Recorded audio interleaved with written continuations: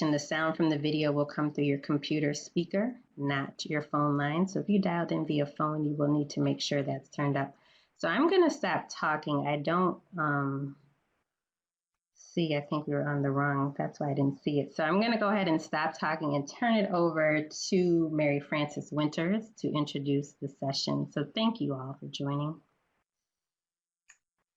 Good morning, good afternoon, and thank you all for being with us for this really, really important session.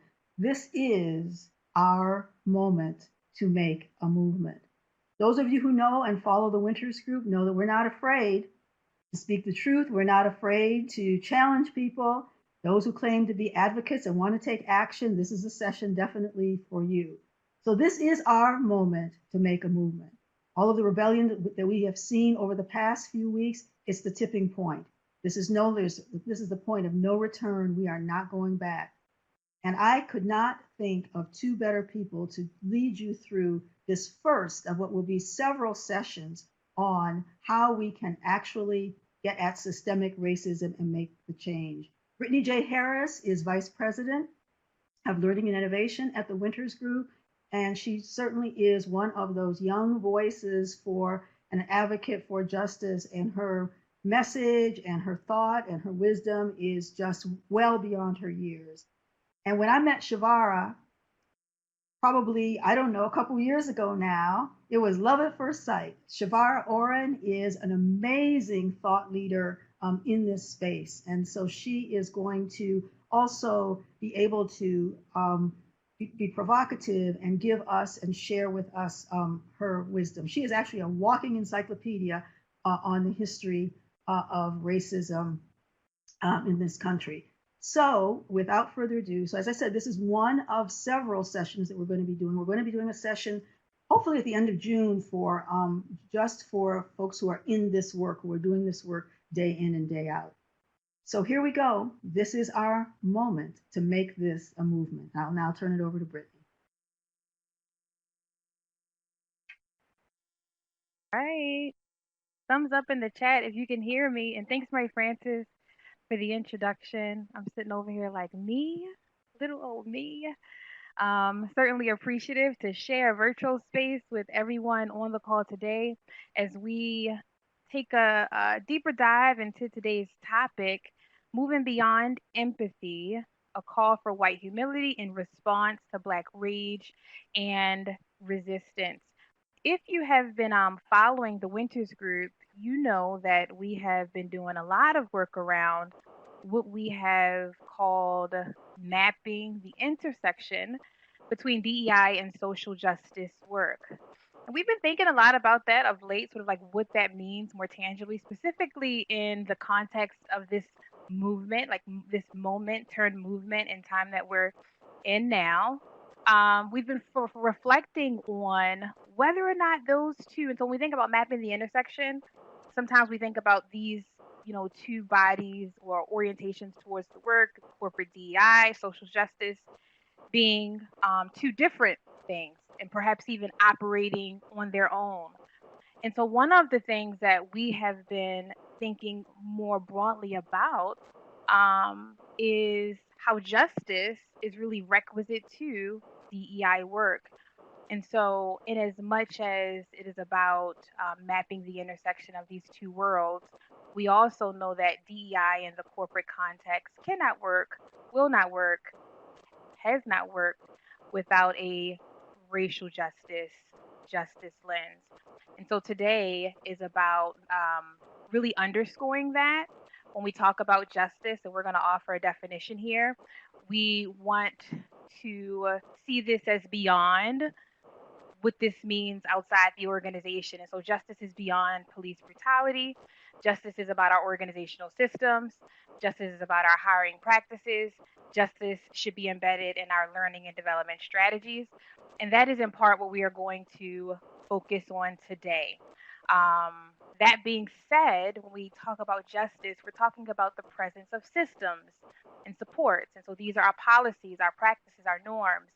When we talk about justice, we're talking about how these systems work together to actually sustain fair treatment, to sustain equitable opportunities and outcomes for all people And more than anything today, if you don't take away anything, we want us to really think about how all of this should be systematic and how our response to Black rage and resistance, and as much as it should be a response, it should be strategic and subsequently put us in a position where we can be more proactive.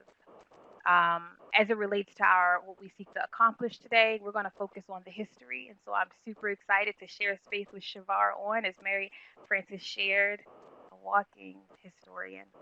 Um, we're going to be examining the language of justice, what that means in the organizational context, right? And so, really calling out the language of justice, white supremacy culture, racism, and understanding how those concepts help us to think more critically about what it means to model a posture of white humility. We're going to use this theory to make connections to some of the corporate and leadership responses that we have observed over the last couple of weeks. And then we're going to wrap up with some actions for you all to take to begin to embed justice into your work. In order for this space to sort of just be, right? In order for us to accomplish those goals, there are some agreements that we want to offer, as well as some boundaries that we want to offer to maintain the sanctity and safety of this space. And so today we are going to center the experiences of those most impacted, which means that we'll have to embody sometimes a sense of discomfort, right? Because when we center those most impacted, sometimes, or not all, sometimes, most of the time, that requires, white discomfort. We're going to ask that we collectively embody a posture of curiosity over judgment and strive to model authenticity and vulnerability. We're going to hold grace in space, not just for others, but for ourselves. We recognize that in as much as we bring our identities to this work, there are implications to that. And so, really model self care as you engage today. And, more specifically, Black folks, really model self care. I recognize this time is we're experiencing a range of emotions, so we want to be kind to ourselves. And I'll specifically ask that white folks on the call lean into discomfort in that same vein. Honor the complex, layered range of feelings that we are experiencing. We're going to recognize the limitations of our own lens. We're only experts in our own experiences. We're going to embrace the possibility of both and. So we're going to reject binaries today, y'all. Actively reject binaries today and embrace the either or. State our intentions and own our impact, especially as we use this chat pod over here. Virtual environment makes these conversations even more complex, sometimes even messier. And we're going to recognize and own that we are all part of and connected by a much broader system. Because we are connected to a much broader system, right? This is way beyond the interpersonal. There are also some boundaries that we're going to have to set for this virtual space, right? And so we will not hold space for all lives matter, blue lives matter, not all white people rhetoric. We understand that this rhetoric can be undermining to those who we want to center today. And as much as the Winners Group affirms a developmental approach, our expectation is those who are on this lab should already know why this rhetoric would not be necessary for this space. And if you don't, we offer that as a point of, if you got to log off and do some pre-work before engaging in this work, that's totally fine. We will not hold space for verbal, written, racist attacks, victim blaming, any intentional harm or other behavior or rhetoric that perpetuates anti-Blackness or creates a space of harm. We're actually modeling with these agreements and boundaries the work that we think is, not think, but know is necessary when engaging in these conversations. Cool. Thumbs up in the chat if we can all agree to these boundaries and agreements. I'm going quickly. This is important work, but I'm going quickly because we got a whole bunch of stuff here for you all. we're actually going to kick off the session with the video. One of the things that I want to acknowledge is that much of what we are covering, well, in as much as all that we are experiencing is not new, much of the content that we are going to affirm today is not new. There are trailblazers, theorists, historians, Black folks that have come before us who have laid the groundwork, and we're simply reiterating this work specifically in the context of, corporate DEI work. And we're going to tee up with a historical account of Black rage, right? Specifically, how it relates to what we are experiencing now. The sound is going to come from your computer, and so even if you're on the phone, because there will be questions in the chat. Even if you're on the phone, you will only be able to listen in or read the captions from the sound on your computer. If you haven't done so already, you'll need to activate your sound at the top of your screen. And so we'll be playing that video in a moment. I will never say that progress is being made. If you stick a knife in my back 9 inches and pull it out 6 inches, there's no progress. If you pull it all the way out, that's not progress. The progress is healing the wound that's a blow made. And they haven't even begun to pull a knife out. Let's try and heal the wound. They won't even admit the knife is there. You haven't. I think America must see that riots do not develop out of thin air. Certain conditions continue to exist in our society, which must be condemned as vigorously as we condemn riots. But in the final analysis, a riot is the language of the unheard. What is it that America has failed to hear? It has failed to hear that the plight of the Negro poor has worsened over the last few years. It has failed to hear that the promises of freedom and justice have not been met. And it has failed to hear that large segments of white society are more concerned about tranquility and the status quo than about justice, equality, and humanity. You see, the flag is drenched with our blood.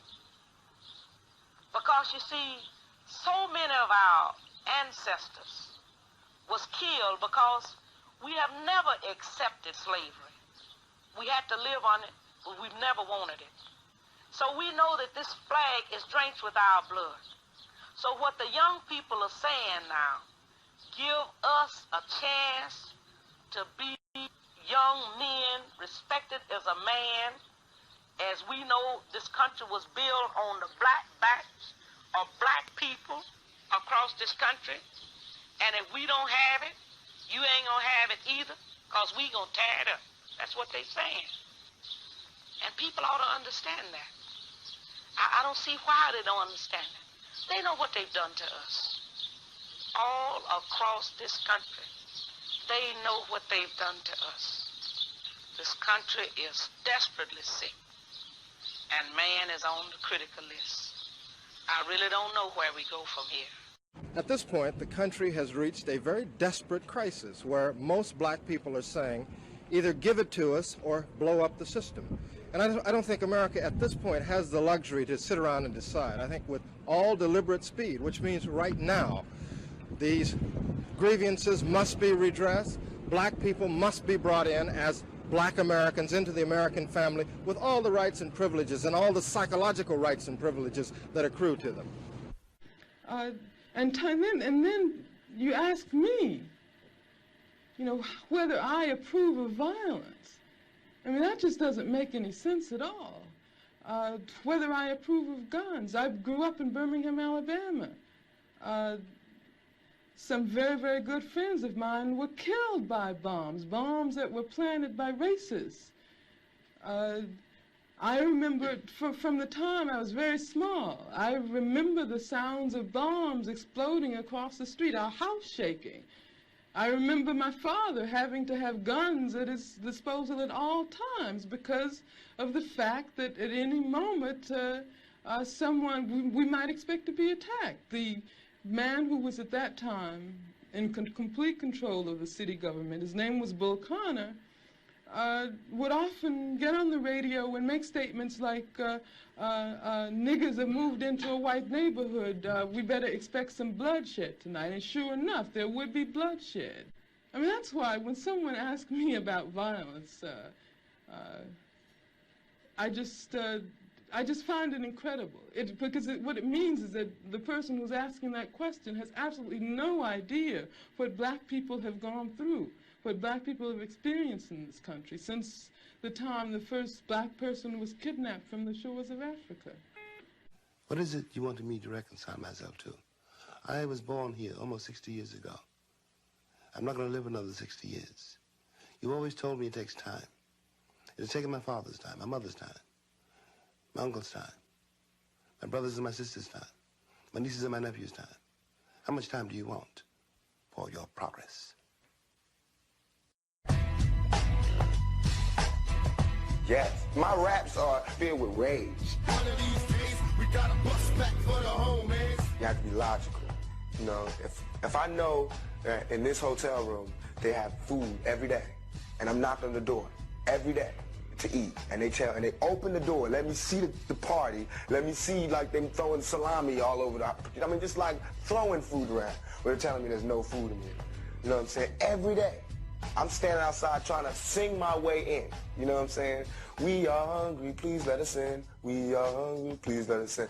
After about a week, that song is going to change to, we hungry, we need some food. After 2-3 weeks, it's like, you know, give me all the food, breaking out the door. And after a year, you just like, you know what I'm saying? I'm picking the lock, coming through the door, blasting, you know what I'm saying? It's like you hungry, you reached your level, you don't want any more. We asked 10 years ago. We was asking with the Panthers. We was asking with them, you know, with the Civil Rights Movement. We was asking, you know. Now those people that were asking, they're all dead and in jail.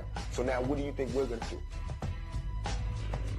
Ask? This is not a good cop versus bad cop situation. This is Ahmaud Arbery being shot down by white men on the streets of Georgia. Breonna Taylor being killed in her home. This is in New York City, where we were until freedom. We were just in New York fighting the police officers who, in the name of social distancing, were damn near killing black young people on our streets. This is a coordinated activity happening across this nation. And so we are in a state of emergency. Black people are dying in a state of emergency. We cannot look at this as an isolated incident. The reason why buildings are burning are not just for our brother George Floyd. They're burning down because people here in Minnesota are saying to people in New York, to people in California, to people in Memphis, to people all across this nation, enough is enough. And we are not responsible for the mental illness that has been inflicted upon our people by the American government, institutions, and those people who are in positions of power. I don't give a damn if they burn down Target, because Target should be on the streets with us, calling for the justice that our people deserve. Where was AutoZone at the time when Philando Castile was shot in a car, which is what they actually represent? Where were they? So if you are not coming to the people's defense, then don't challenge us when young people and other people who are frustrated and instigated by the people you pay. You are paying instigators to be among our people out there throwing rocks, breaking windows, and burning down buildings. And so young people are responding to that. They are enraged, and there's an easy way to stop it. Arrest the cops. Charge the cops. Charge all the cops. Not just some of them, not just here in Minneapolis. Charge them in every city across America where our people are being murdered. Charge them everywhere. That's the bottom line. Charge the cops. Do your job. do what you say this country is supposed to be about, the land of the free for all. It has not been free for black people, and we are tired. Don't talk to us about looting. Y'all are the looters. America has looted black people. America looted the Native Americans when they first came here. So looting is what you do. We learned it from you. We learned violence from you. We learned violence from you. The violence was what we learned from you. So if you want us to do better, then damn it, you do better.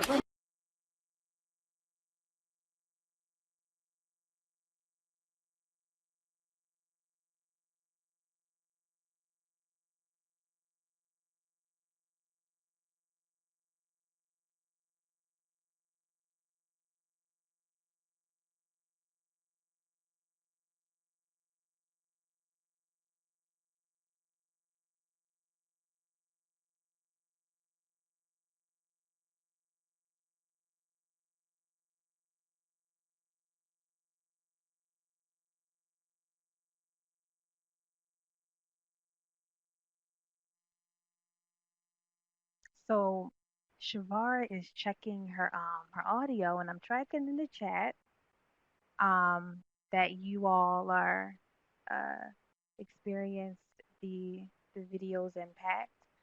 And that compilation was really meant to affirm Black rage, hold space for Black rage, validate Black rage.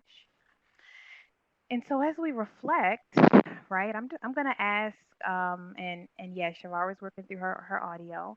I am gonna ask that we transition into a chat discussion, but I want to limit this chat discussion to the um, to the Black folks who are on the call.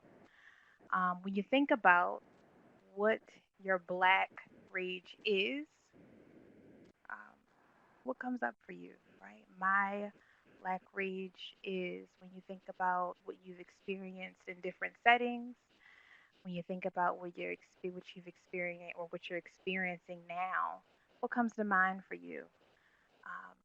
Um, and your Black rage.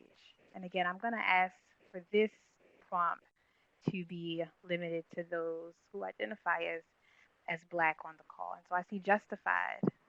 My Black rage is justified.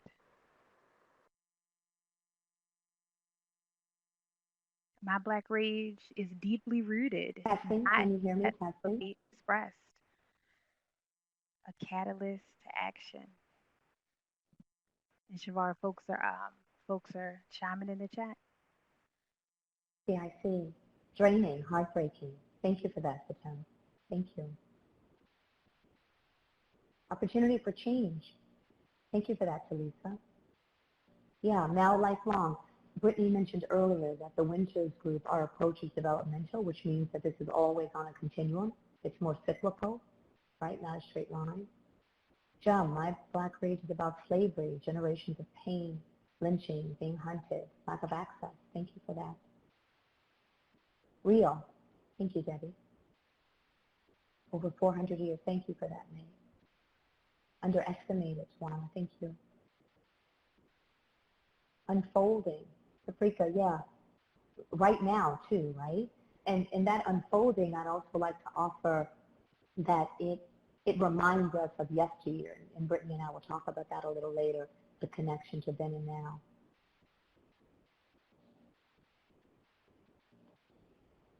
Okay. Does that sound better? Do you hear? Yeah? Okay.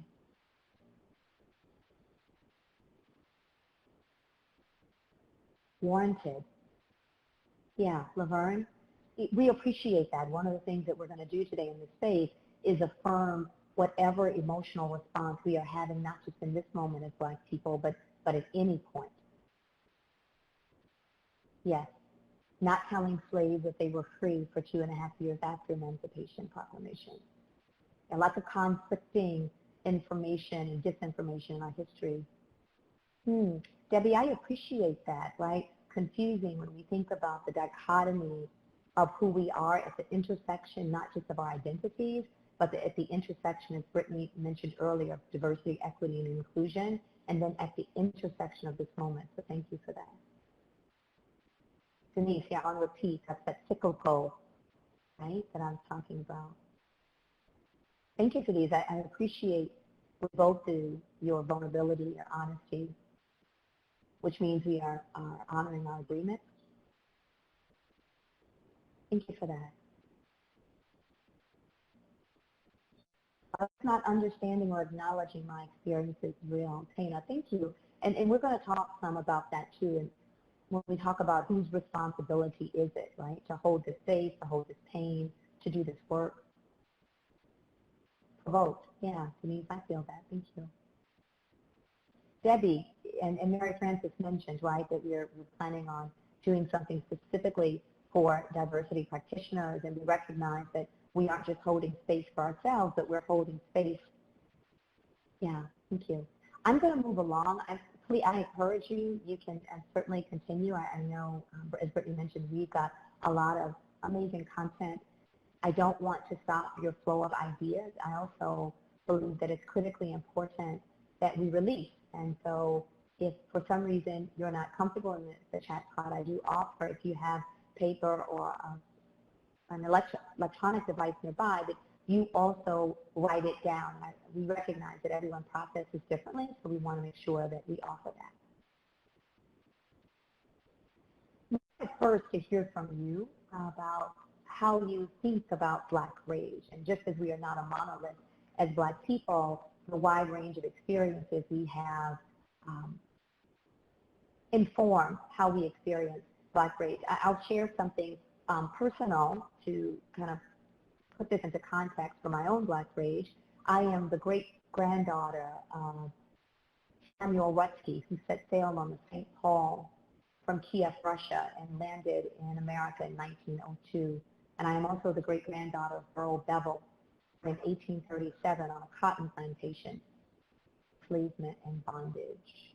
So my Blackness may look very different from yours. Doesn't disconnect us from the very real experiences that we're having around rage. And so the way we are defining rage as a response and call to action, and that's really critical, right? Because rage unleashed without action creates havoc, a posture of resistance towards oppressive people, practices, structures, and systems that have perpetually impacted Black people's well-being and quality of life for centuries. There were several people in the chat talking about how we've seen this before, and this is ongoing. Black rage, also righteous and unapologetic, meaning that we do not have to answer for our rage, not to anyone except ourselves. I do think that's important, and that's some of the interrogation that we'll talk about a little later.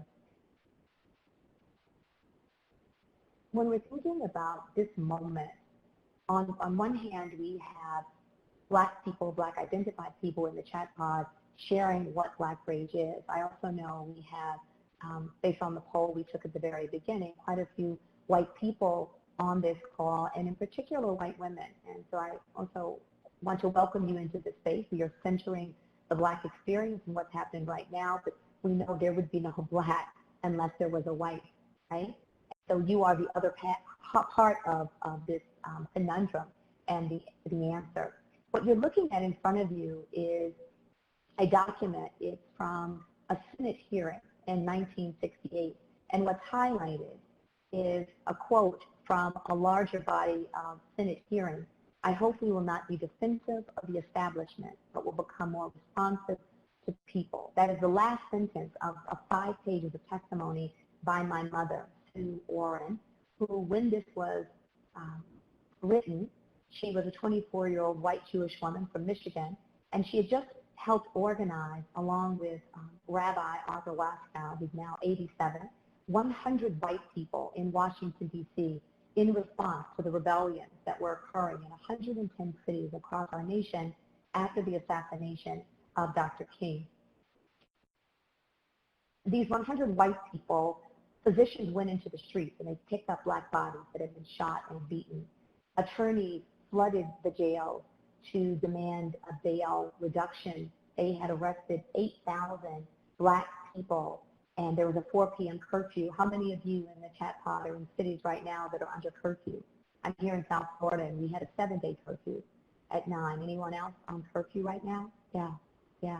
So there was a 4 p.m. curfew. White mothers and nurses took in babies and children because Black parents had been arrested in the melee or simply were lost. And to just read a brief sentence, a couple of sentences to you. It is obvious from the actions of citizens that they intend to control their own lives and communities, even if it means burning and taking what they think should be theirs. And if the same old structures rise again, then they will be burned again. Several nights ago on television, a businessman from 7th Street said that his store was looted. Then he put steel doors on it, and it was looted again. That shows the determination of the people to have what they consider to be rightfully theirs. Persons don't intentionally burn down what they own or find satisfactory, only that which they can no longer tolerate. Sue Orrin, April 1968. How many people in the chat pod thought that maybe that was written this week? We think about Tamika Mallory's final words in her passionate plea for America to do something. We think about what Tupac said, right? It's only a matter of time. I'm going to ask you for food, but when I get hungry enough, I'm going to come and get that food. So when we think about this idea that then is now, what is our responsibility, our collective responsibility to do more, to be more, to be more bold, to be more radical in our resistance, to radically reimagine what this world could look like. Yeah. Brittany and I were having some conversations a few months ago as we were really starting to delve deep into this idea of the intersection of DEI and social justice. Not many people were talking about it at the time. Brittany, I think we were ahead of our time. We were 3 months ahead of our time, because right now, that's what everybody is at least trying to figure out. And I was sharing some stories with Brittany about my mom, and I said, one of the things that has always struck me about my mother is she simply showed up, not as a Black advocate, not saying I have Black children. She simply showed up and she did the work. And there was this level of humility that she and her comrades walked with, understanding that first they had to be guided by the ideas and thoughts of Black people. One of the things that was happening in the 60s, familiar on the call with Stokely Carmichael and Julian Bond. In 1966, Stokely Carmichael was out at Berkeley, at the University of Berkeley, and he was talking to a group of students, and he basically said to them, look, white people need to do the work with white people. Don't join the NAACP, don't join SNCC, don't join SCLC, the Southern Christian Leadership Council. White people work with yourselves. At the same time, Julian Bond, who was a statesman, a member of SNCC, the Student Nonviolent Coordinating Committee, was in Atlanta working on something called the Atlanta Project, and they said the exact same thing. White people do the work where racism is most manifest, in your own neighborhood. So this idea of white humility, in terms of the definition that we think works for this moment, a way of being which includes a reflective practice that helps white people develop capacity to interrupt white supremacy, own and act on their white privilege, and be more intentional in their interactions with other white people about race, racism, and white privilege. And when I think about the actions of my mother and the rabbi and those 100 white people, that they were using white privilege as radical strategy. So we offer to you today, for the white people and the white identified people on this call, that you use your white privilege in the service of Black liberation. And consider your white privilege not as something that makes you shrink. And I know that that's a challenge. We say white privilege, and white people say, no, because I grew up poor. And we're not getting into that today. That's the session for white people only. We'll talk about that. But I want you to really consider using white privilege as radical strategy. In this moment, we've been having lots of conversations. Brittany alluded to this earlier about the type of language that's being used, even thinking about the voices that you heard in the video. You heard a wide range of Black vernacular, Black speak, the King's English, right? From Tupac to Baldwin. It just doesn't, the spectrum, right? And they are so similar in their ideology. but the way that they communicate, the language of the street versus the language of the institution. And when we think about this moment, thinking about the difference between the language of riot and rebellion. How many people are using riot when you're talking about what's happening, or the people around you using riot in the chat pod? How many using rebellion? You can just type in riot or rebellion. What are you using and what are you hearing used? Okay, you use protest? Yeah. Uprising, revolution, protest, okay, great. I want to just make a distinction when we think about riot and rebellion. Riot, the language of riot is random acts of violence, right? The language of rebellion is political response to historical oppression and structural injustice. Very different. So I want you to be mindful that when you are using language, that you are using language that is political response to oppression, not random acts of violence, because that really furthers the narrative that there is something about Blackness and Black people that is inherently bad or evil. And you want to make sure that we are disrupting that in our language. In your organization, Brittany, I want you to come on, chime in here on this part, because we were talking about your personal, what I was just asking about, the language of riot and rebellion, but would love to have Brittany take you into this exercise about your institution. Yeah, and I'm glad you brought that up. I'm glad you brought that up, Shavar, because in as much as we all have our sort of like individual language around like differentiating like riot and rebellion, one of the things I've tracked at the mainstream is that rioting has been stigmatized, you know, response and rebellion has been, you know, vilified. And all of that has to do with, you know, the construct of whiteness and white supremacy. Much of what is why understanding language, being able to name all of what we experience in this system, even thinking critically about the ways in which we, you know, frame up DEI within our organizations is important. And so that's why we want to spend some time on why language matters, certainly at the individual level, but more broadly when we think about the messages we internalize in the mainstream, as well as the messages and norms and the words that we used around this work within our organization. And so we're going to put out a poll and ask you all to think about what are some of the most commonly used terms, language, rhetoric within your organization to describe diversity and inclusion. When I think about, you know, this concept of white humility, and when I think about our capacity to be responsive to Black rage, being very cognizant, right, of what is influencing how we interpret people, behavior, the work is so critical. Thinking critically about how we have framed up this work even within our organizations, whether it's, you know, through sanitized language, whether it's by actively avoiding some of the language around justice, and really thinking about the implications for that much broadly. And so the question here, and I'm going to read off some of what I'm tracking in the poll, as well as what is coming up. Which are some of the most commonly used terms, language, rhetoric within your org? It looks like most folks are saying diversity, inclusion, belonging.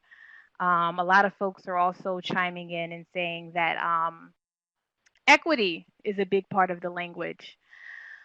But if you notice, and I got to expand this in order for me to see, when we get to terms like racial justice, social justice, racism, white supremacy, terms that are so critical to this work, and we already affirm that this justice lens or our failure to apply it is why we have not seen the change that we intend or could, you know, plays a big part in that. I'm going to offer in the chat for you all to share, right? When you think about the role of language, how might focusing our language around terms like only diversity and inclusion, belonging, impede or perhaps be a disservice to the work that we're trying to accomplish, right? Think about how our failure to name systems of exclusion as they are can really influence or impede the ways in which we are showing up in this work, naming systems, interrogating systems, which is really requisite to responding to systems, right? Someone just said it. Simply put, these are safe words for white people. And we can close the polling now. And that's what we want to push back on. That is exactly what we want to push back on for or in this call for white humility. And so in a bit, since we're about to hit y'all with some concepts, the chat might be deactivated, right? But it will reappear once we get into some discussion, right? And so I would say that it is, in my experience, understated in this work, specifically in corporate DEI, the role of white supremacy. I don't know that even when I was working internal, I couldn't even fathom the white supremacy being part of our organizational lexicon.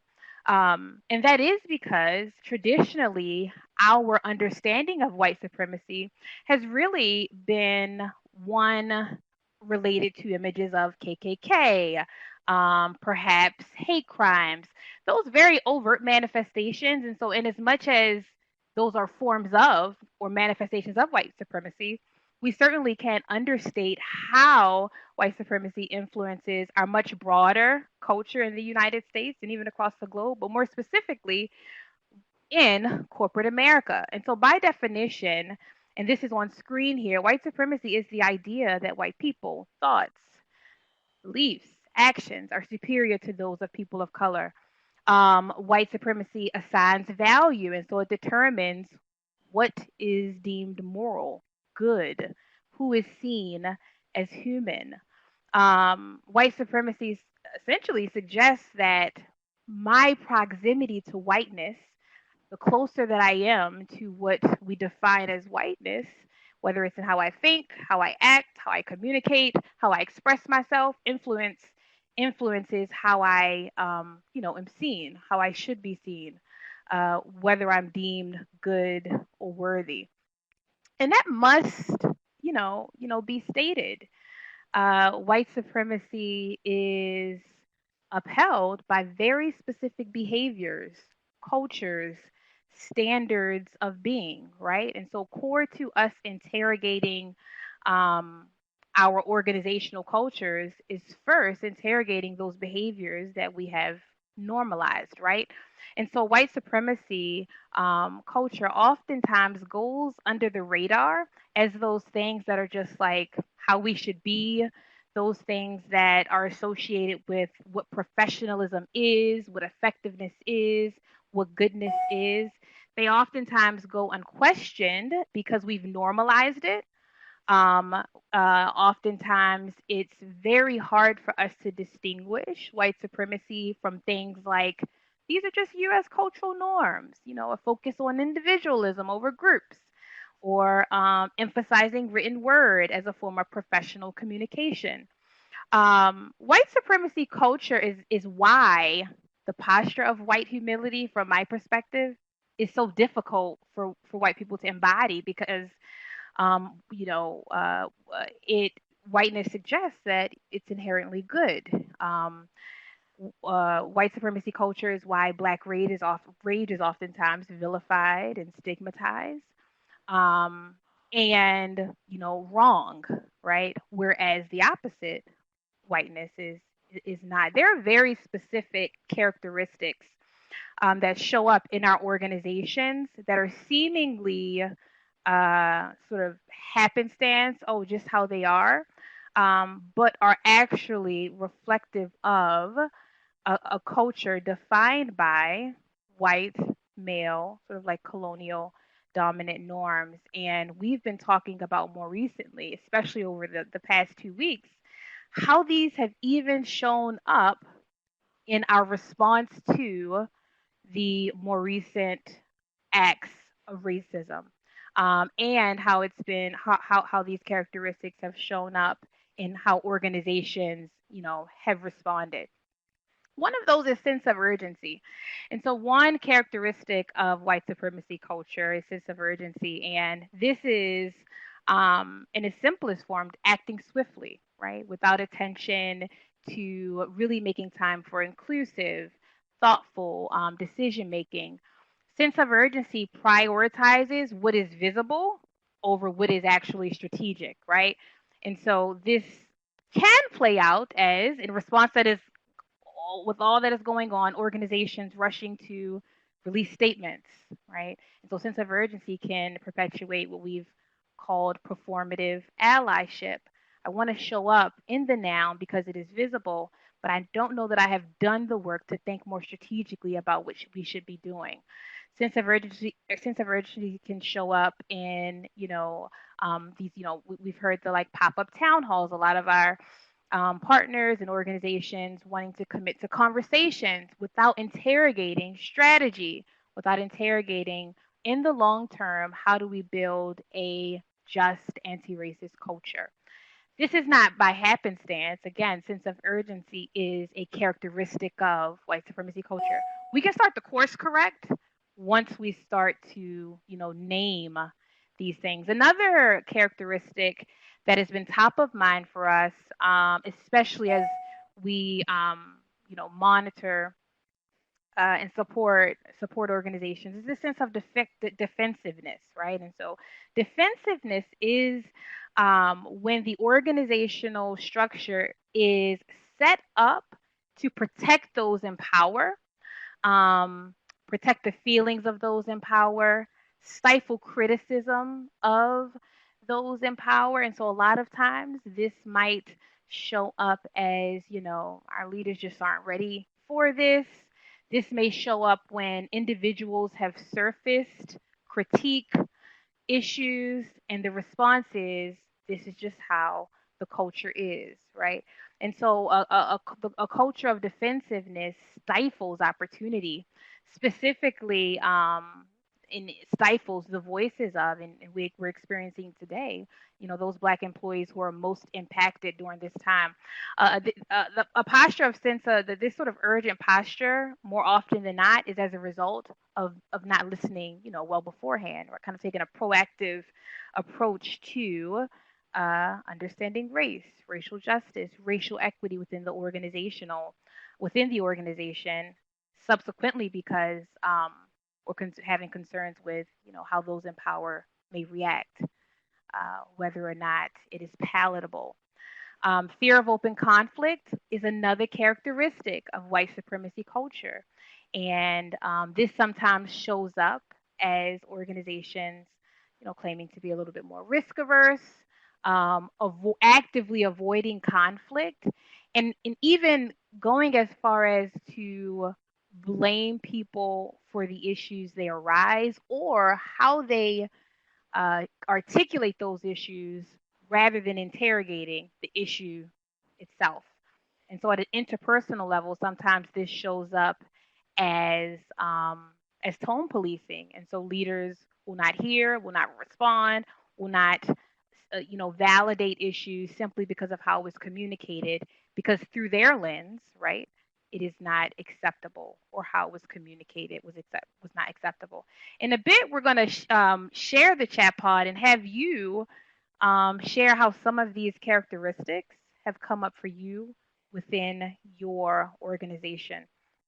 The last two characteristics here are paternalism and power hoarding. And we're going to share you the sources to these, by the way, so that you can think about it, and keep the conversations going among yourselves and within the organizations.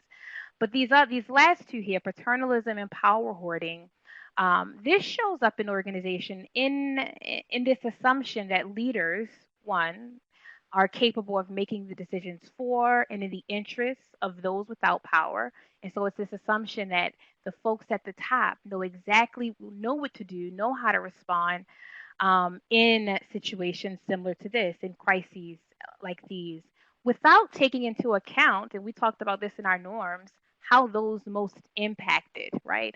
The experiences, the knowledge, actively engaging those most impacted. Power hoarding and paternalism oftentimes, shows up when our leaders want to do this, but haven't even thought to engage the group or engage groups who are most impacted by those decisions. And then the last one, quantity over quality. This one connects back to, we did a series on decolonizing DEI and talked about the role of capitalism in a capitalistic lens. And DEI oftentimes assumes that, if we can't measure it, if there's no money coming in, if I can't point to the bottom line, then this is of no value. This this element of white supremacy culture can is why, for at least in my experience, DEI departments are typically resourced, underfunded. This is also why we've had to use the proverbial business case to support this work, which should be interrogated in and of itself, right? Should our lens or our understanding or the energy that we put behind this work be solely related to things like money, innovation, bottom line? If the goal is, justice, if the goal is humanity. And so quantity over quality is a characteristic where resources are only directed to those things that have measurable goals. If it can't be measured, it has no value. If it doesn't impact our bottom line, our leaders won't care. And so we want you to reflect on that a bit, and start to make some connections when you think about your experience in the workplace, when you think about how your organization has responded. How have these characteristics shown up, right? And I see here that someone brought up, white fragility, because I was thinking about white fragility in the context of defensiveness and fear of open conflict, those two characteristics associated with white supremacy. And I thought to myself, like, I wonder if white fragility will now become one of those terms that is now, palatable, feels good. We're normalizing, and then we miss the mark and really sort of just like, addressing and challenging it. I would even go on to say that fragility in and of itself, like the term, like perpetuates this goodness associated with like whiteness. Nice, needing of more care, needing to be, comforted. Maybe we call it what it is, white supremacy, right? This is white, that act is um, is a manifestation of white supremacy. The sense of urgency is showing up a lot, right? Yeah, all of them. It's challenging. I'm also part of and impacted by this white supremacist. So one of the things I want to point out here too, and this started out, our interrogation of this started out as self-reflections. In as much as I am challenging leaders, specifically white leaders, to model white humility, which means really interrogating white supremacy and white supremacist culture within themselves, I also challenge Black folks, people of color, to think about the ways in which we've internalized these cultural norms, which is huge because then we end up perpetuating it ourselves. I'll say this and then we'll move on, because I've been toying with a blog post around like this sense of urgency and how it's just as oppressive as a lot of the responses. So the sense of urgency ends up being just as oppressive as the systems that many organizations are trying to speak out against. Sense of urgency perpetuates burnout, emotional labor, not bringing to the table the folks that should be heard and centered, which is just as racist as the stuff we're calling out in these statements. And so, yes.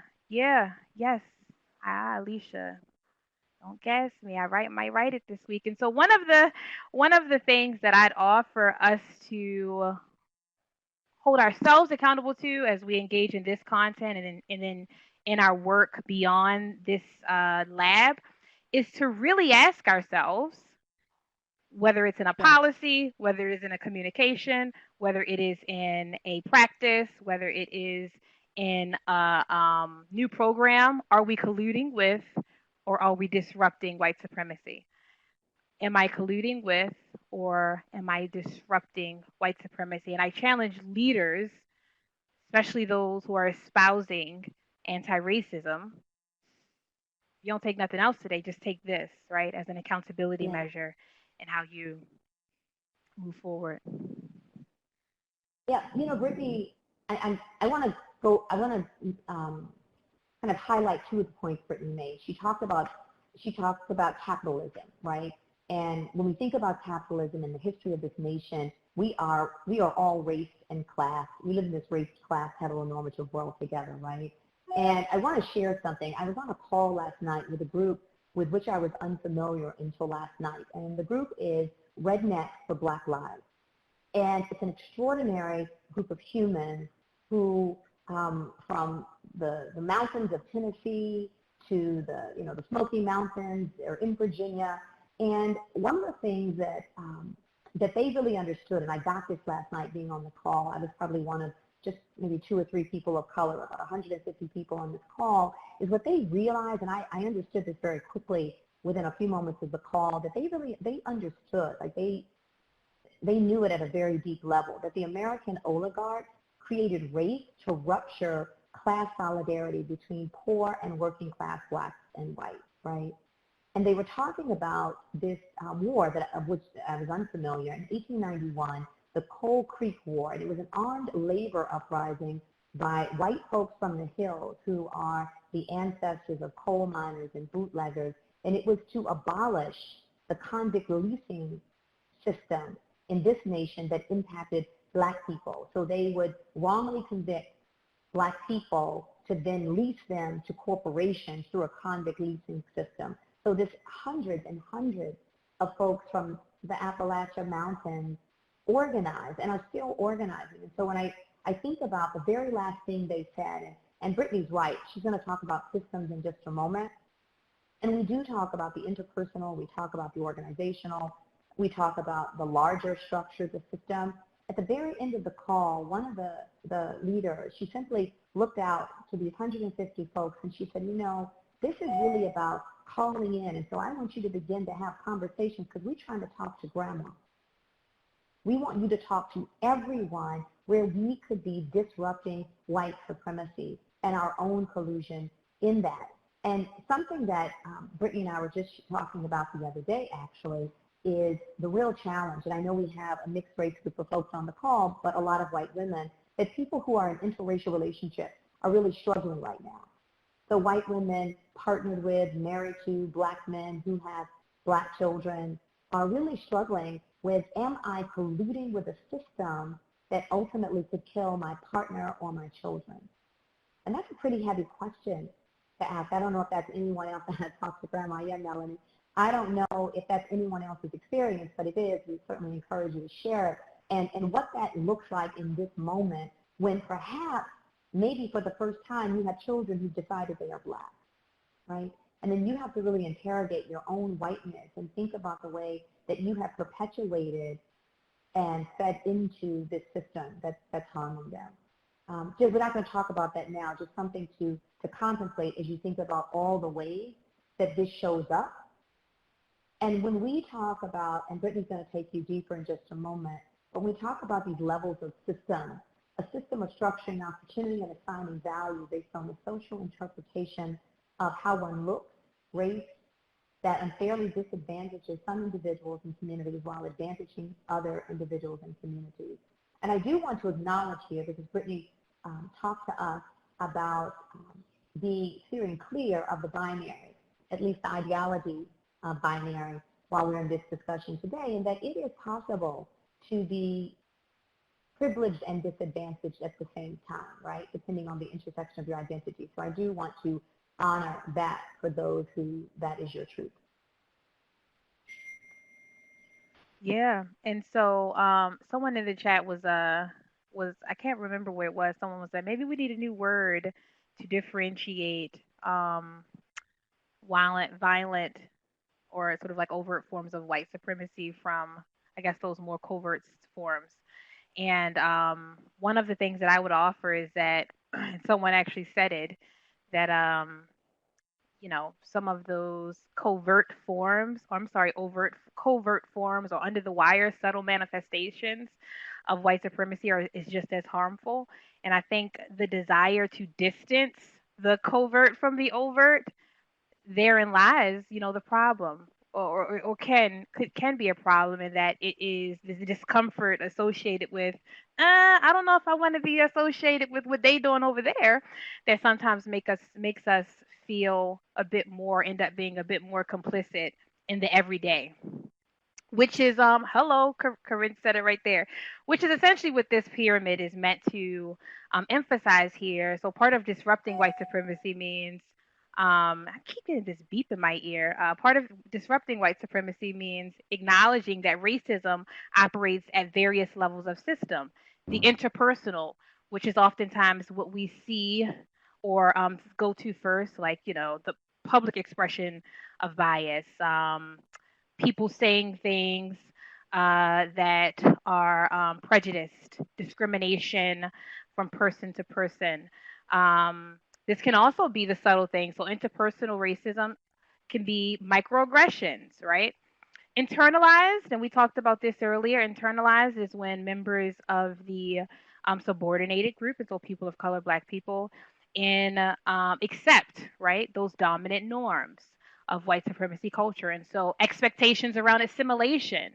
Girl, you better not wear your hair that way, or you should talk a certain way if you want to be seen as valid.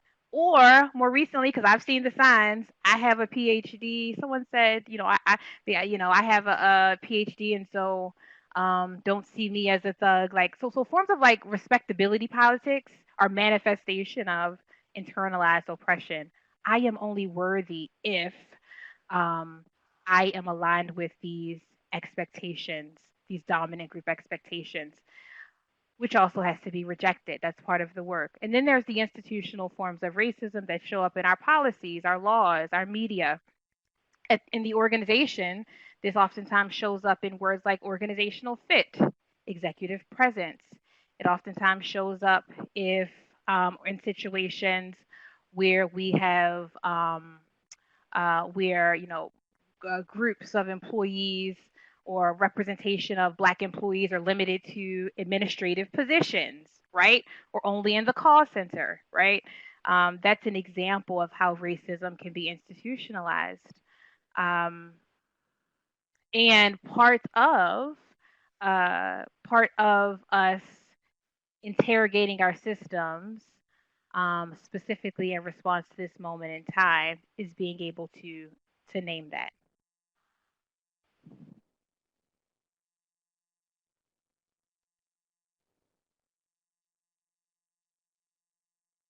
So when we're thinking about how we are disrupting white supremacy, and there are many ways, and Brittany and I are simply offering some of the tools and resources.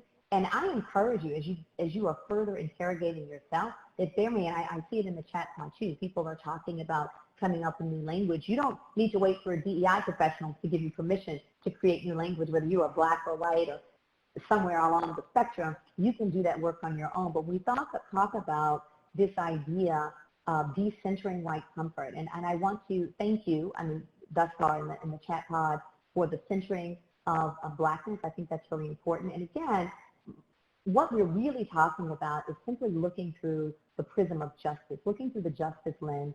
In the workplace, we recognize that that can be challenging, primarily because the language of social justice hasn't been used. But we're going to, in a moment, we're going to talk about how this language is shifting, how leaders are shifting this language. And it's important to recognize, Brittany was giving you the pyramid, but this change is not coming from within the institution. It is coming from the groundswell of the street. Let's be very clear about what's driving this. And it does not mean that there are not activists. Corporate activism is a thing, right? That's happening to some degree, but most of this push, especially around language and the shift around action, aligning the rhetoric of companies with policies and practices within the institution, is coming from social justice activists and organizations and political groups that are putting that pressure on. What I'd like to talk about, this is this whole idea around narrative, right? Brittany and I have been talking about this a lot. She mentioned it earlier, and she talked about internalized racism. So Black people, Black identified people are not immune from white supremacy because we grew up in this world too. We read the same books, we see the same movies, we have the same conversations at the water cooler. So when we think about narrative, and I want you to think about it in the context of deficit, thinking about deficit language and then language that's more affirming. So if we're thinking about one narrative, and this goes back to Black people being inherently bad or wrong, and even the language of Blackness, right? You look up Black in the dictionary.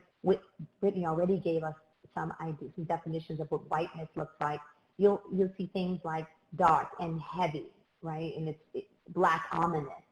Black people are rioting and destroying their communities. So that's one narrative. And at the center of this narrative is that there is something inherently evil and bad about Black people. If we think about how we can reframe this narrative, Black people are rebelling against and responding to a system, and Brittany's already taken you through the very levels of systems that continues to oppress them. So that's a reframing of the language, reframing the narrative.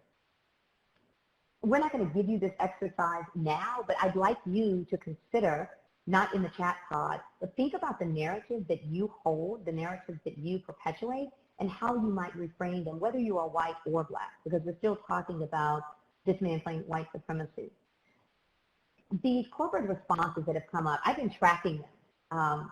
First, I was doing it just because it was very interesting and I'm curious about the world I lived in. Then I started tracking them because I began to engage with CEOs on LinkedIn who were applauding themselves and tossing confetti in the air about the statements that they've been making. So what we'd like to do is we're going to show some statements to you. Now that you've got the ideas, we've given you some framework for language, and also Brittany was talking to you about, I'm looking in the chat pod, yes, white supremacy coming forward with donors, clients, neighbors. Yeah, the resistance is important, and we'll give you some tools at the end when we talk about how to move through that resistance. Curious for the people in the chat now, whether or not your organization has taken a formal public stance against racism. And when I say that, I'm talking about the language that we've shared with you. Not we all want to get along and we love all people. So we're going to go into, okay. Yes, anti-racism and anti-Blackness position. Yes, yes, no. Yes, so refreshing. What's some of the language you're hearing? Working on it now. How many, has anyone, I'm just curious, issued a statement and then had to retract that and issue a more powerful statement based on the feedback from the organization? Oh, you're white fragility. That's very interesting. Not many corporations are tackling white fragility. Yeah, you have an action plan. Okay. Yeah. Okay. Yeah. So, you know, what we've been seeing, what we've been tracking for the past week at least, is that some of the initial comment that came from leadership has been rejected by those people within the organization. And also, as I mentioned, I've been on LinkedIn really looking at some of these statements and questioning whether or not there's alignment with the rhetoric and the policy. Okay. All right. So pretty, okay, no. This is, I mean, it's affirming, I think, Brittany, that so many organizations, we got 75% right now who've taken a formal stance, and I imagine those other 20% will be following closely behind. Everyone in the poll, we're going to shut the poll down now. We're going to close it.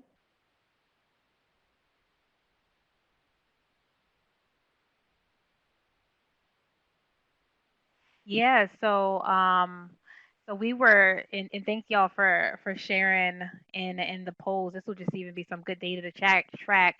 But we have been interrogating some of the statements and sort of theming some of the corporate statements that have come about over the past couple of weeks.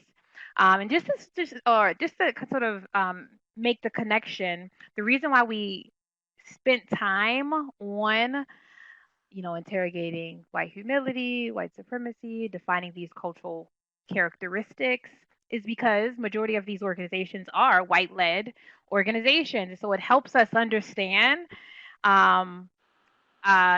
understand the responses, and then even puts us in the position to think more critically about how we should be responding. One of the themes that came up in our analysis was one, this sense of sort of shock and distancing, right? And so this, and it looks like someone just disrupted our screen here. Stand by.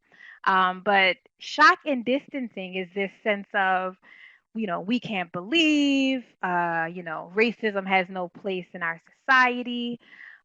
Maybe even applying judgment, right? Violence is not the answer. And so, one of the problems or areas of opportunity with this theme is that it highlighted how many organizations and leaders are still thinking about racism interpersonally. And so, for an organization to sort of distance or, to embody a posture of shock, that can be interpreted as, lacking empathy, perhaps even being tone deaf, or without regard for the lived experience of Black people, Black employees, because certainly racism existed well before the George Floyd's death. And so, one thing that we offer is, just tracking this and moving beyond sort of shock, moving beyond distance. For some organizations, that looked like solidarity and empathy, right? And so this sounded like we stand with. These were statements around understanding the pain of the Black community.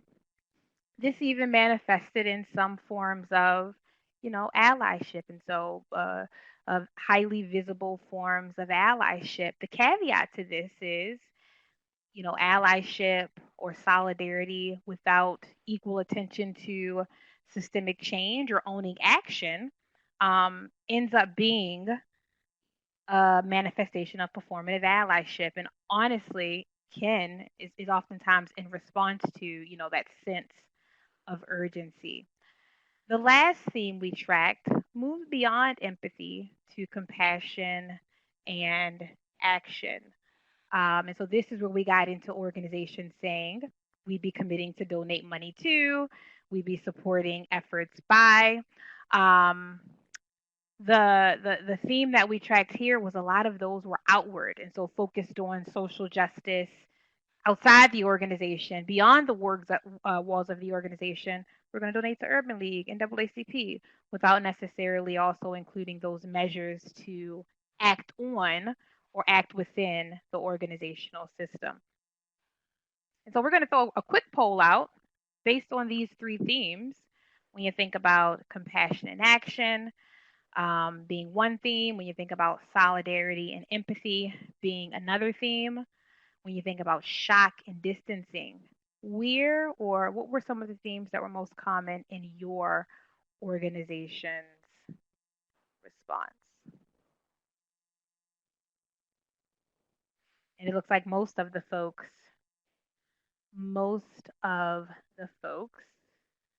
are saying solidarity and empathy. Yeah. Brittany, I was looking over in the chat pod.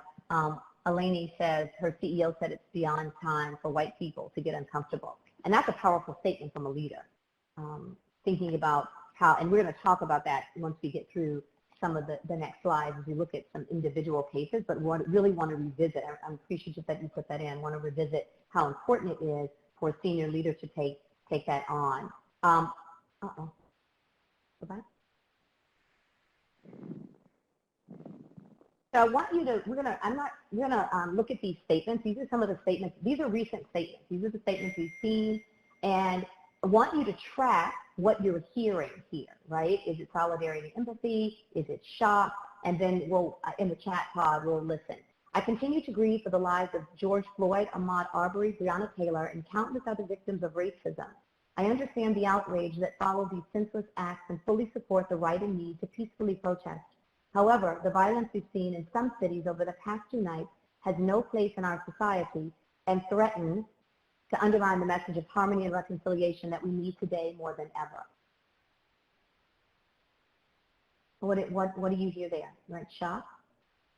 Right. And what else are you hearing there? In addition to what you just learned, there is some shaming and blaming in this statement, right?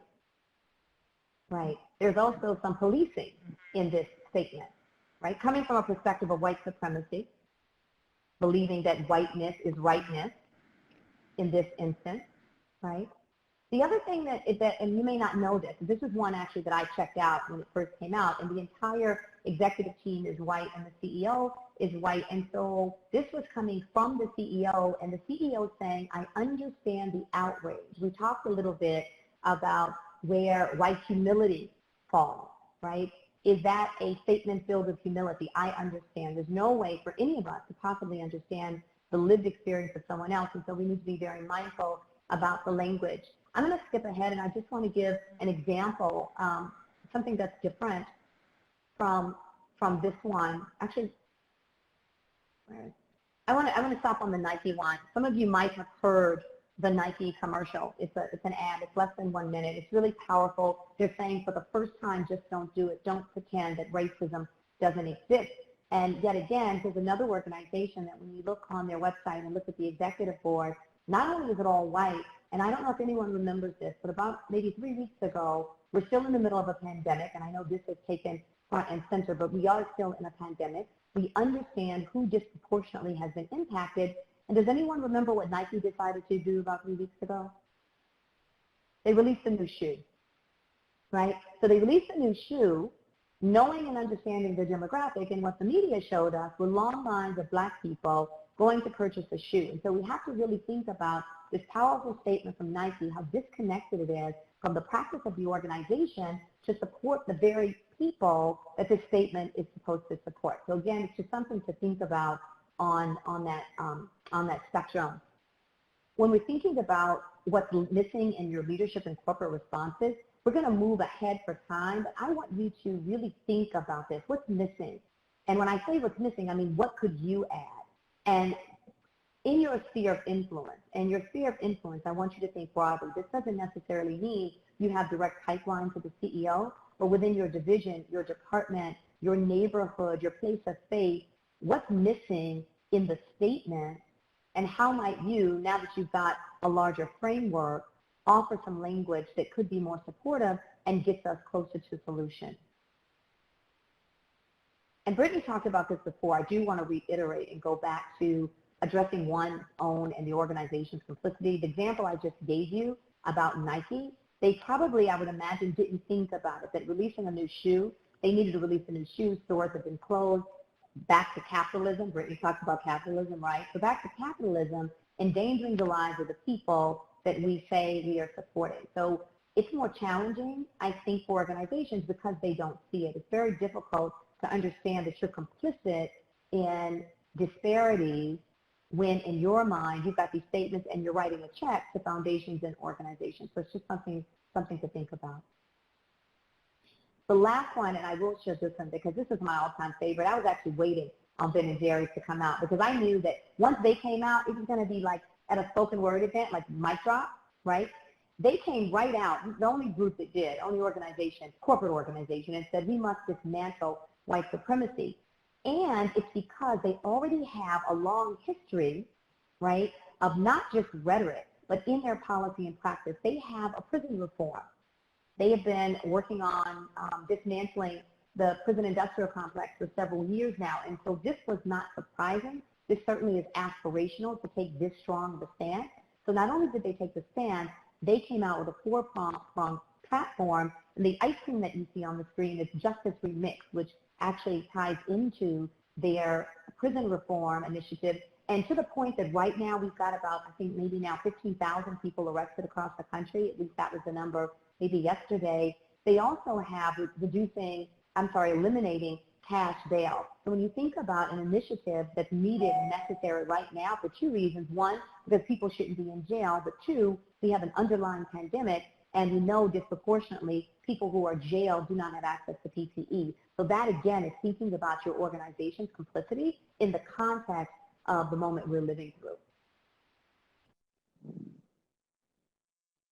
Brittany? And I was just tracking here in the chat, folks were bringing up, the voices to the table, were there Black folks at the table consulted? Were their experiences centered? Where's money, partnerships? Are we interrogating organizational policies and practices? Those are some things, in addition to addressing complicity in the system that have been lacking. And so we're going to move into some actions that we believe that you all can practically take back into your world. And so less of, right, we talked a lot about language, right? And so less of the sanitized language that centers white comfort and more of the language of justice. So actually naming racism and embedding the language of justice into your organization's DEI lexicon. We want to avoid applying judgment to forms of protest and rebellion. As Shavar said, all it does is perpetuate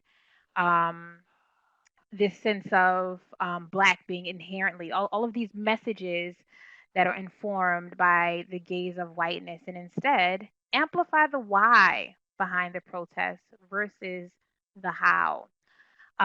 We want less, or we recommend less of the communicating shock and distancing the organization from acts of racism, and more of acknowledging not just your individual. And so, as a leader, some of these statements were written in the first person. And so, as a leader, naming your privilege. I am a white man. My experience is very different. And acknowledging the organization's complicity in the system of racism. Owning the fact that in as much as we are denouncing racism, we also own that we have been operating within it. Brittany. Brittany, I'm sorry. Thank you so much. I just want to, Brittany was just talking about that, and that's really critical. There were a couple of statements where CEOs of Fortune 500 companies did just that. They said, I am a white man, and there was no way that I could possibly understand. Delta Airlines, which we know they're struggling so with the financial burden of their entire industry shuttered, he came out and used 3 words that I thought were really powerful. He used racism, he used hatred, and he used bigotry. Never, and I love Delta. I've never heard them address that, right? And when you think about how uncomfortable that had to be, and also, and we haven't talked about this, but the risk. There is risk in this work. And so the question you need to be asking yourself, and the question, the interrogation of the organization is, what is the risk I am willing to take? What is the risk we are willing to take? And that risk from an interpersonal perspective could be loss of your family, loss of friendships of colleagues. It might be loss of your job. And in some extreme cases, with the white activists that I was raised with, it was loss of life. I mean, I grew up with people who were willing always to put their white privilege on the line for Black liberation. And so there is a wide spectrum of ways to be in this space, but I want you to also consider, I offer to you, asking yourself the question of risk. Absolutely. And so less of communicating solidarity without action, and more leaning into compassion, leveraging power, access, organizational assets. And so that was a good example of Ben and Jerry's, in act of or in service of racial justice. Less of language that suggests that we are trying to reach an end game and that our responses are reactive and lack strategy, and more of interrogating the racism within our own systems, policies, practices, actually conducting cultural audits that include quantitative and qualitative measures to better understand the Black experiences within your organization so that you can make more quantifiable or more, established goals, right? Establish goals and prioritize. Limiting social justice. So less of limiting social justice to philanthropic work and engagement, and owning justice. And so more of owning justice work as a journey and doing the work to begin to embed it into the organizational systems. And so these are just some of the takeaways that we hope that you all can use within your organizations to interrogate how you have responded, and perhaps identify opportunities in how you will continue to work. So the response is just part one, right? The response is just the response. And then there are opportunities to engage and for us to act in service of, this being a journey. If you've been following us on the Inclusion Solution, we just concluded an 11-week blog series on what it would mean to take a decolonial approach to diversity, equity, and inclusion work. This list of 10 is out on the blog, but we have included them here for you. And so we'll just affirm that in deciding how you may act following this lab, challenge and disrupt your organization's interpretation of value, right? And how that has influenced where resources have gone. Re-examine the organization's articulated commitment to D&I and ensure that you're embedding the language of justice. Prioritize partnering with Black-owned, Brown-owned firms, specifically or especially rather for DEI and anti-racism work. Actively engaging Black employees and stakeholders in policy, strategy development, and really leveraging models like equity-centered design in how you design programs, develop strategies, pilot new practices and policies. We want to create ongoing systems of accountability, fostering transparency. Transparency is a way to disrupt that power hoarding and a way to disrupt the paternalism aspect of white supremacy, and that you're now actively engaging those who traditionally have not been in power into the process, into the system. Embedding social justice language into the lexicon, eliminating language and norms that center dominant culture norms and perpetuate exclusion. Actually incorporating education and learning. And so your broader L&D strategy should involve education around racism, whiteness, white supremacy, and allyship. Destigmatizing rest and really incorporating mental well-being into your work-life processes, norms and practices. And then partnering with and donating to community organizations that are led by the people from the communities they serve. We're coming up literally on 2 minutes of time. Yeah. I do want to, I mean, I know we only have 2 minutes, but if there are some, I thank you so much for all of and thank you all for the positive affirming words, but if there are some additional questions and thoughts you have, I encourage you to put them in. Brittany and I are really excited. I mean, I gotta share the story. It takes like 30 seconds or maybe 45 seconds, but we were having a conversation about a week ago and we got very excited about some of these concepts, and Brittany said, do you want to go live? I said, you mean right now? And she's like, yeah. And I said, I don't know. And she said, I'm going to say this because this is I love Brittany. She's my colleague and kind of my sister. She said, you must look really busted right now because you don't want to go live. And that was the truth. I'm just saying, if you don't want to go live. She's like, you don't want to go live. And because we didn't go live in that moment, because we both had this epiphany and we were having this brilliant conversation. So we didn't go live. We continued the conversation, and now it's turned into this multi-part series, right? So that's what happens when you interrogate a little more deeply. We had maybe another hour to think about it. This public lab, the next one, because this was a place for all of us to come together. We needed to ground us in the language of justice, be thinking through this prism. Moving forward, the next 2 sessions, the next public lab is going to center Blackness healing and organizing for action. So it will be specifically a space for Black people and Black identified people. The next lab following that one will be a public lab on whiteness and moving beyond performative allyship.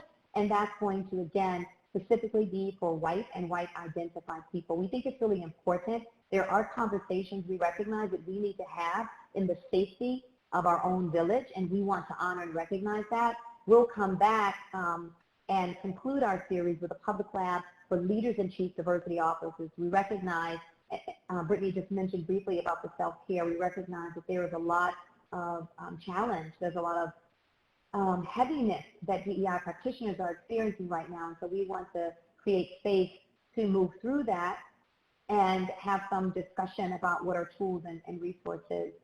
I just want to thank you for being here. Brittany, is there anything else you'd like to say? And Mary Frances, thank you so much for being a part of this discussion, and I certainly want to thank our team, Arisha and Scott, for helping us with all of our technical support today.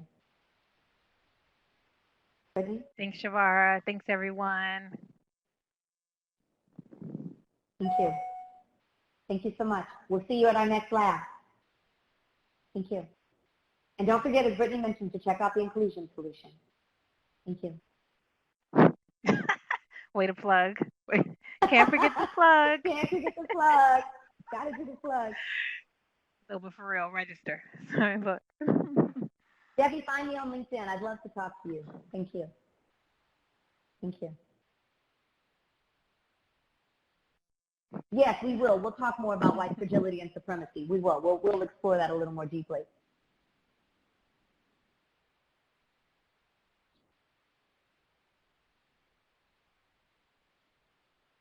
Oh, the sign up for the next one. We're still working Brittany. out dates, Heather. Yeah, well, we're still working out dates. So stay tuned. As long as you're in the database, you'll get it. We haven't solidified any dates.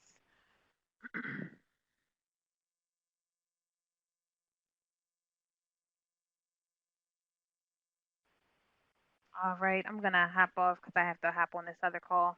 Okay, Thanks, thank you. Shavar. Bye-bye. Take care, everyone. Be well. Alrighty.